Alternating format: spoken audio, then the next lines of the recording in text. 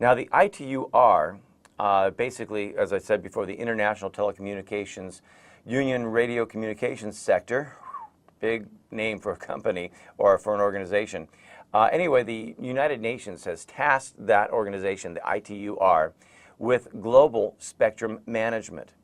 Now, in saying that, the types of areas, as I said before, are very important to us because each region of the world will have some of their own regulations, and so this group's trying to work with those.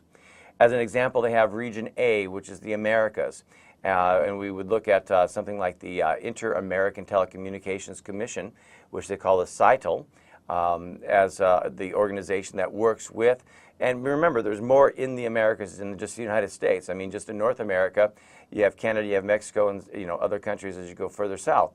Western Europe, they have Region B anyway, and they use the Western European Conference of Postal and Telecommunications Administrations. They call it CEPT. And again, different countries. Region C is Eastern Europe, and I won't go through and tell you all of the different names. You can certainly look at that as you go through this course.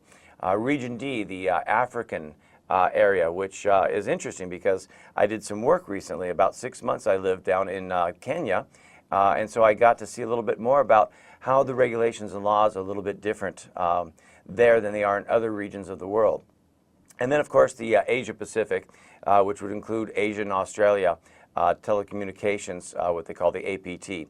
So we have the United Nations has an organization they're working with that is breaking down the different regions of the world and trying to work with how wireless communications should be used in those different parts of the world.